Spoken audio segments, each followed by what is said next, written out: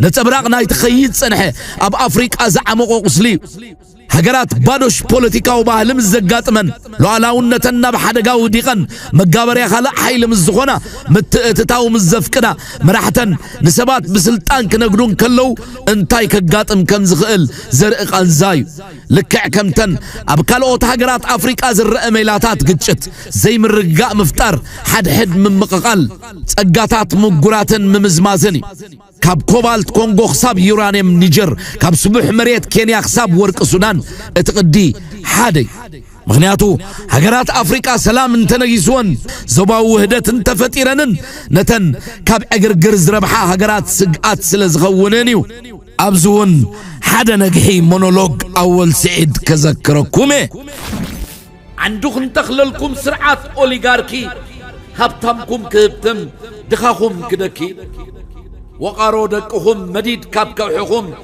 ببريان بزريان طحن كنكرمكم مسبح تبعلكم حرد تبعلكم بقرن بعرايكم حكم كنحقيكم ناس النت بلوو ممس تفاقعكم مسلسب بلوو ممس تواقعكم سقام ما اسيوتاناي كلب ناس النت انبلبلومي بدخ سلسلت علمنا مقرامي اللوت سحقا انبباي تبقل بدم دك افريقا كرفسنا خم بدبت زيك وارز كيدي معسكر كهالصلنا قيار صبح عدي تنداتات يين كوينو ورشات ولدي لوم انبنبل نناي موت من قدي انبيتانا يسمعوه كما كل افريقا افريقاوياننا علمنا افريقا افريقاوي اي قاتلني رستنا يا افريقا لومي كنزخاخرينا خنوعل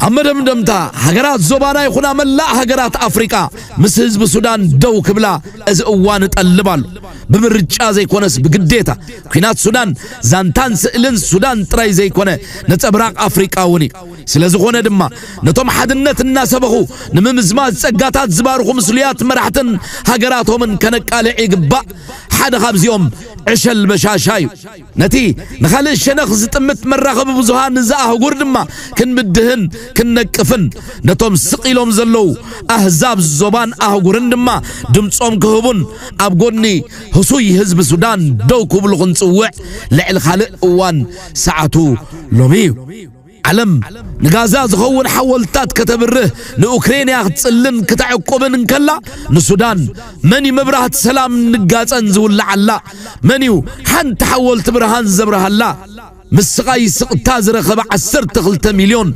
تمازابال حزب السودان مني زدانا غصن لسانو زخفتن نزسقتا صبرو غزيو سنت بباويان اكتيفيستس غازيطنياتات بوليتيكانياتات زيغاتات زوبان اهغورن بحفشا ملا حزب عالم دمصنا خنطقمن برعنا خنلعلن يغبا زخينات نزمولا خبانياتاتن منغستاتن دما ايدوم كوكبو دمصنا نهب غربابتهم نادميو بدحر دبلوماسي نزحبو مراحت الزبان افريقان دما تحت تخونو نقبر مغنياتو سودان بزلاتون تتريفا ناتنتن رقعتن الزبان اهغورنون ابحطو ملكتي خاتو ناي سودان كونتات كن انتاي كويني بعالم عشش تباهيلون تيلنا نايلو بحيل اماراتن حمقنا يعربن افريقاويان مراحتن يخوين صنيحو ابزوان كو بتزاماد زحش خويني يركب غنا حدا كم مسلو نطفت محبراو ميديان تزي كوينم ززاربول يلن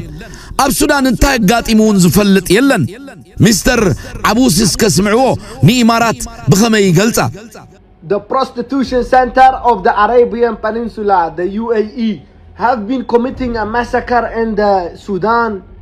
Nobody talking about it. ما أكل منزرنا عرب زخونت إمارات أب سودان جينوسايد تفتسمالا ولا حدا سبك أب زعبو يزارب يلن أب جوجل كيده أب تويتر كيده هلكيت ندافت أمزر إسئلتات ونرغيبه كاب سماي كام ناي جوجل ساتلايت زرّه هلكيتي تفتسيمو زهلو سبات بنتصور يوم زرّاي كم زب أب فلسطين كمان هيقات أمن أزي كرداني كعلن أزب زينا فتسيمو يتزربولون أما حبراو ميدياون بوستي كونن مغنياتو سبات بس سئلتات بزوح سعبت سلا زي رغم بزعبا زمس فلتكو أزيه سنبيده مأكل منزرنا مأكلاي مبرق أبهلكيتنا أهزاب إدوم حويسم أزيو بزوح متأن أطوار ناب أشبرت صدلو إذا أزيو حماء قبريو السخم دما دبي قدكم كيدكم أي تزاورو يبل.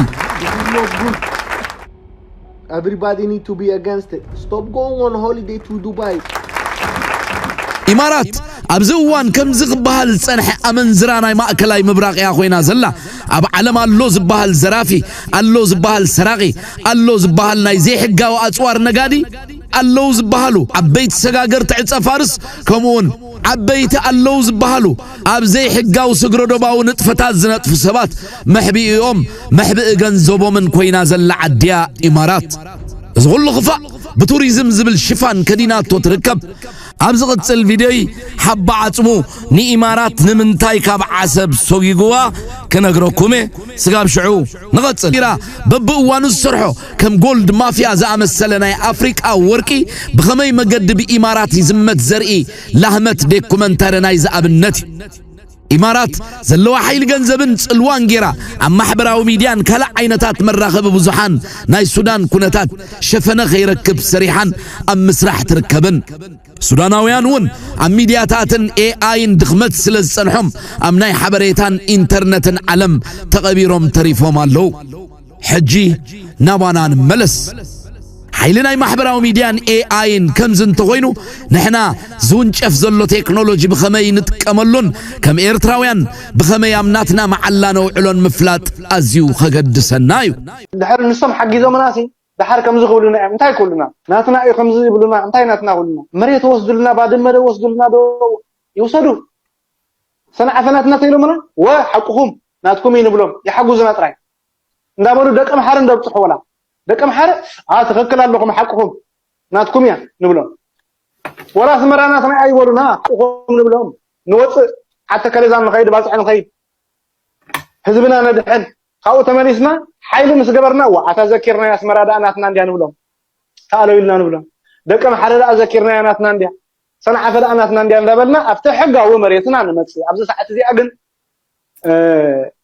انت حقوز ناس دصلا ነገር አይኮነን ድብል አራዳዳ አይደለኒ ምክንያቱ እቲ ናይ 30 ዓመት ደመኛና ዝኾነ ስርዓት ደርግ ከማን መስወያን ሓደ ከሕጉዝ ጋዲዮም ከ አንዳንዴ የምትስቱ ቆማችሁ የቀራችሁ ወደፊት መራመድ የምትቸገሩ ሱ30 JC10 ወይም ከዚያ ያለፉ ቴክኖሎጂዎች ሲጠሩ ይሄ ደግሞ ምንድነው ብላችሁ ግራም ይገባችሁ አሁንም ሚግ 21 ላይ ያላችሁ ሀገራት ደጋግማችሁ እንድታስቡ የሚያስፈልገው ኢትዮጵያ ትናንትና ላይ የቆመች ሀገር አይደለች።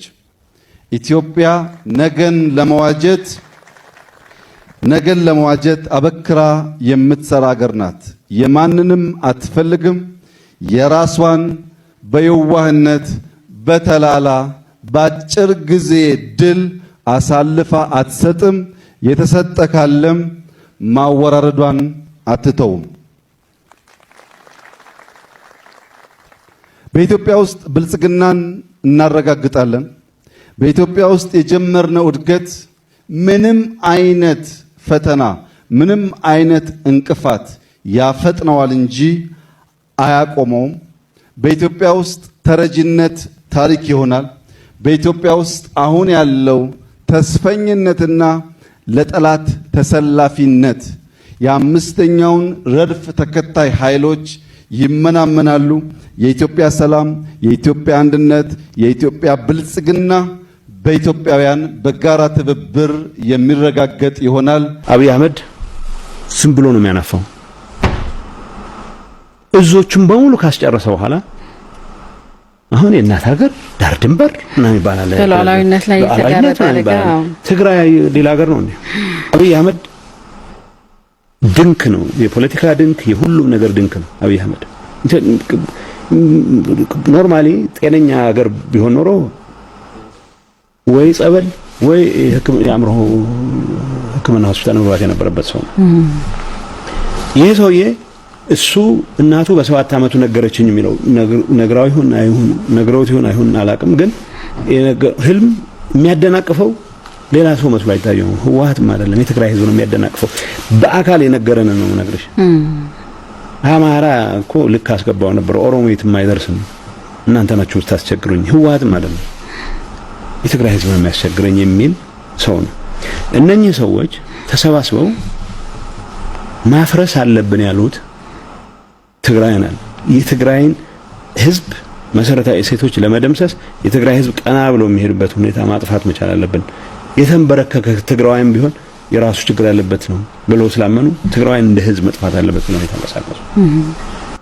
ይህን ጸረ ህዝብ ሰራዊት ይህን የአብይ አህመድ አጀንዳ የሚያራምድ ሰራዊት እነ ብርሃኑ ጁላ ወተደርና የሚባል ትንሽም የነበረቻቸው ወቀት ጠፍታቸው የአንድ ተራ እብድ ትእዛዝ እየተቀበሉ ህዝብ ሲያስጨርሱ ወጣት ትርጉም የሌለው ወጣት ሲያስጨርሱ ቀይ ኮፍያ ስላለበስሽው ጥሩ ተዋጊ ያወጣውም አንድ ሰው እንደውም ለኢላማ ምቹ ነው የሚሆነው እና እነዚህን አድርገው ያስጨርሱ ሰዎች አሁንም አያፍሩም።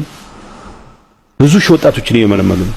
ሻዕቢያን ህወሓትን ተጻሚዶም ደርግ ደምሲሶም እዮም ታሪክ ንሱ ይቀጽል እቱ ድሕሪዩ ዝነበረ ፈላላይ ግን ክእረመለው ወደቅሎሚ ንሱን ተዘይዓሪምና ካብ ወለድና ዝሓሽና ይኮንናን ማለት እዩ። እዚ ሲና ክንርኢ ዘለና ካብኡ ሕዚ እቲ ናይ ቅድሚ ሕዚ ዝነበረ ብዝበለፀ መልክዑ እንተ ዘይሰሪሕናዮ ካብቲ ናይ ቅድሚ ሕዚ ዝነበረ ብዝበለፀ መልክዑ ከም ንጠፍእ ክንርስዕ የብልናን ብጥንቃቄ ክንከዶም ክንክእል ኣለና ዝብል የኺደና እዩ። እቱ ስጋኣት ናይ ጽምዶ ሻቅሎት ዝኒህብ ጽምዶ ናይ ጥንቃቄ ጉዳይ ናይ ጥንቃቄ ጉድለት ይሉ ደኾን ይኾን ናይ ጥንቃቄ ጉድለት እንተመፅዩ እንታይ ኮይና ክንገብር ዝብል ሕቶታት ኣሎ። ኣነ እውን ሓቶ ነይረ ሕዚ እውን ሓቶ እየ ሰኢለ ናይ ፍሪዌይ ይኮነን ናተ ካይዳ እውን ቼክ ፖይንትስ ኣለውኒ ኣነ እንድየ ዝሓተት ነይረ ስለዚ ሓተትኩውን ጽምዶ ወፂሎም በሊሎም ክሰርሑ ከምዚ ዶ ኢሎም በሊሎም ክሰርሑ እዮም። ካብታ ጽምዶ ካብ ዝኣቱ ጀሚረ ብትግራይ ተጀሚራ ክትበሃል ከላስ ካብታ ተጀመረትላ እስካዕ ዛ ሰዓት እዚኣ እኒኹ ሕቶ ግን ይሓተት ኣነ ንናይ ጽምዶ ጉዳይ ኣመልኪተን ንናይ ሻዕብያ መንግስቲ ንናይ ሻዕብያ ወይ ናይ ኤርትራ መንግስቲ ወይ ኣብቲ ጽምዶ ንዘለዉ ብኤርትራ ወገን ንዘለዉ ምሕታት ጥራሕ ኣይኮነን ህዝበይ እውን እንዳረዳእኹ እየ ዝኸይድ ታይ ነይረንተን ሕቶይ ናተይ ሕዚ ሻቅሎት ዝሰደድኩምልና ሰባት እውን ክምልሶ ስለ ዝደለኹ እዩ ናተይ ሕቶ ዝነበረ በቲ ሓደ ገጽ እሱራት መልሱልናይ ካሊእ ካብ መሬትና ውፅእ እዩ ተንተስታውስወን እቲ ካሊእ ስኑድ ይኹን ይሰነድ ታሪክና እንተ ተሰኒዱ ኣይኒ ደግሞ እንታ ቪሽስ ሳይክል ንብላ ዘለና ከምዚ እንዳበለት ትዘውር ለልዓለማት ሓደ ጥፎ እንዳኾነት ባዕልና ንባዕልና እንዳተጣፋእና ንነብረላ እዚኣ ክትቁረፅ ስለ ዝደልያ ይሰነድ እሞ የንብቦ ትወለዶ ማለት እዩ። ኦኬ ሰሙያ ታሪክ እንተኣትዮ እሞ ታሪክና ጌጋ ዝነበረ እንዳኣረምካ ንክትከይድ ይቕልል እዩ። ስለዚ ንክቐለልና ምእንታን ንሱ ንግበር እዩ። ድሕሪኡ ምእኹል ይኹን እዩ ነይሩ ተዘይተማእኺሉ እንታይ ክመፅእ ከም ዝኽእል ብኤርትራ ወገን እውን ብትግራይ ወገን እውን ሪኢኹም ዓጀውጀው ዝብል ይበዝሕ ኩሉ ኣነ ይብል ኩሉ ይፅሕትር ይፈርስ ምእኹል ክኾን ኣለዎ እዚአን እየን ሕዚ እንዳማእኸልዎ ይኸዱ ኣለዉ ትኽክል እዩ። ብትግራይ ወገን እውን ኣብ ዘውፀ ኩሉ ክልፍልፍ ከሎ ስርዓት ግበር ተባሂሉ ይተሓዝ ኣሎ ብኤርትራ ወገን እውን ስርዓት ግበር ተባሂሉ ይተሓዝ ኣሎ። ስለዚ እንዳተማእኸለ መንግስቲ እንዳማእኸሎ ስርዓት እንዳሓዘ ምኻዱ ፅቡቕ እዩ። እቲ ምስናድ እውን ክስነድ ተጀሚሩ ኣሎ እንደውም ተሰነደ እውን እኒሄ እኮ ንሪኦ ኣለና ሕና ንስንድ ዘለና እውን ቀሊል ኣይኮነን።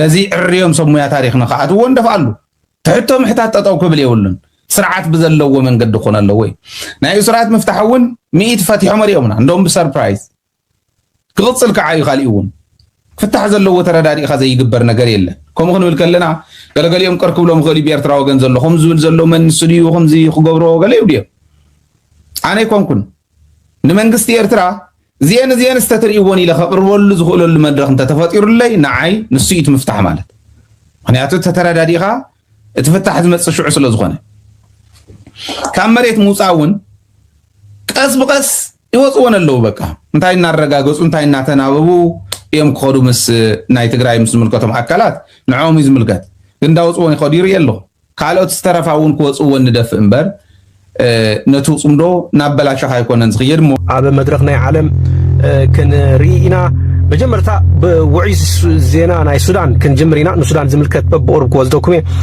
ኣብ ሱዳን ሓይሊ ኣየር ሱዳን ኣብ ዶብ ናይ ኢትዮጵያ ደጊሙ መጥቃዕቲ ፈኒው ከም ዘሎ እዩ ተሓቢር ዘሎ እዚ ምናልባት ኣብ ኣሶሳ ከም ዝኾነ እዩ ዝሕበር ዘሎ እቲ ዜና ብናፋ ፕረስ ተዘርጊሑ ዝነበረ እንታይ ይድብል ውዒ ዜና ሓይሊ ኣየር ሱዳን ዳግማይ ኣብ ዶብ ኢትዮጵያ መጥቃዕቲ ነፈርቲ ኣካይድሎ ብክሊ ግንባራት መጠነ ሰፊሕ መጥቃዕቲ ከፊቱ ዘሎ ሰራዊት ሱዳን ለመወጋሕታ ኣብ ዶብ ኢትዮጵያ ትርከብ ቀንዲ መተሓላለፊ ኣጥዋርን ዱራዓትን ዝኾነት ስፍራ ሓይሊ ኣየር ናይ ሱዳን መጠነ ሰፊሕ መጥቃዕቲ ኣየር ፈጺሙ ከም ዘሎን ከም ዝፍለጥ ኣብዚ እዋን ማዕርፎ ነፈርቲ ኣሶሳ ኢትዮጵያ ብቴክኖሎጂን ድሮንን ቱርኪ ሎጂስቲካዊ ደገፍ ሕቡራት ኢማራት ዓረብን ዝተደገፈ ወሳኒ ወተሃደራዊ ማእከል ኮይኑ ይርከብ ኣሎ እዚ ምንቅስቃስ እዚ ኢትዮጵያ ከም መመላለሲ ቦታ በመጠቀም ነቲ ብኢማራት ዝድገፍ ሓይልታት ቁልጡፍ ደገፍ ናይ RSF ኣብ ሱዳን ንምሕጋዝን ዝዓለመ ወተሃደራዊ ሽርክነት ዘመልክትን ዝሕግዝን ኮይኑ ጸጥታዊ መልክዕ ቀርና ኣፍሪካ ዳግማይ ናብ ተሃዋሲ ኩነታት ኣውዲቑዎ ይርከብ ኣሎ እዚ ከምዚ ኢሉ እንከሎ እዚ ናይ ሱዳን ኩነታት ከምዚ ኢሉ ከሎ ዶናልድ ትራምፕ ብትማሊ ረቡዕ ምስ ናይ ግብፂ መዘንኡ አልሲሲ ኣብ ዳቮስ ኣብ ዝገበሮ ኣገዳሲ ዝርርብ ነይሩ እዚ ብርኡዩ ትራምፕ vows to get back on track ናይል ዳም ዲል ማለት ናብቲ ናይ ቅድሚ ሕጂ ጀሚርዎ ዝነበረ ክጅምር ምዃኑ ነዚ ናይ ጉዳይ ናይ ህዳሴ ናይ ኢትዮጵያ ዲጋ ኣመልኪቱ ወይ እውን ሓጽቢ ግድብ እንታይ ንበላ እስኪ እዛ ግድብ ትብልሲ ግድብ ኣይትበሉ ዲጋ ኸይንብላ ዲጋ ንእሽተይ እዩ እስከ ገለ መእረምታ ሃቡና ምክንያቱ ካብ ዲጋ ዝዓቢ እንታይ እዩ ትጽሑፍ እንታይ ይብል ዶናልድ ትራምፕ ኣብ ክትዕ ወይ እውን ኣብዚ ኢትዮጵያን ግብፅን ዘለውኦ ናይ ህዳሴ ናይ ምሽምጋል ተልእኾ ክቕፅል ምዃኑ እዩ ኣፍሊጡ ዘሎ ኣብዚ ናይ ዲጋ ማለት እዩ ፕረዚደንት ኣሜሪካ ዶናልድ ትራምፕ ብዛዕባ ኣባይ ህዳሴ ናይ ኢትዮጵያ ኣብ መንጎ ግብፅን ኢትዮጵያን ዝተፈጥረ ነዊሕ ዝጸንሐ ዘይምርድዳእ ንምፍታሕ ናይ ምሽምጋል ተበግስኡ ከም ዝሐድስ ምስ ፕረዚደንት ግብፂ ዓብድልፋታሕ አልሲሲ ብረቡዕ ኣብ ዝገበሮ ርክብ ኣረጋጊጹሎ ንሱ ነቲ ፕሮጀክት ንሩባ ኒል ብጭቡጥ ዝዓፀወ ሓደገኛ ምዕባለ ምዃኑ ገሊጹሎ ኣብ ዳቮስ ኣብ ዝተኻየደ መድረኽ ዓለም ቁጠባ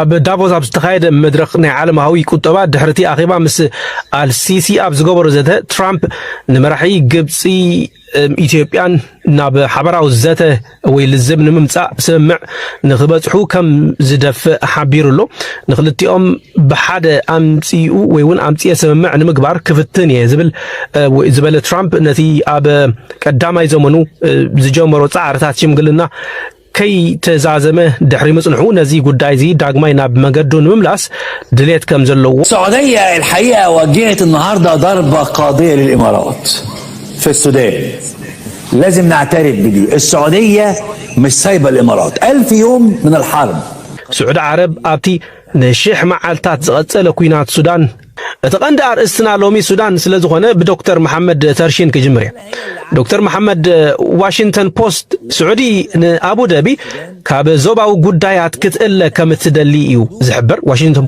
بوست يلوز نبر إزي ناي حجي مكرراب مونغو البرهانن محمد بن سلمانن نسلوا إمارات بالسودان نمتفا كزع كندي عقمل لو زبل حتو قريب له مالو دكتور ترشين أقداس حتو يو بزي ترتر نقص ناي نقصنا سعودي عرب وراس عرات محمد بن سلمان بريزيدنت أمريكا دونالد ترامب بفتح كلولا والسودان كحجزو مس حتته سعودية كلولا والسودان عبي ترأيها حيزا وتيا أب قمتي جن يبل أتي سوداناويان كالوت هاجراتن اتزوبا مالت صومالن يمنن زلوهم تثبيتات مس دليت نقصنا سعود عربية بقت تاز تأساسر أرسلنا ناي حشابة حزب تقرأي توكالي أيت برها أكليلون عم مدرخ عدمولي كمون كاب حزب إترا توكالي ود محمد كاب بيرس بكوناما أتمامو تونغا كمون كاب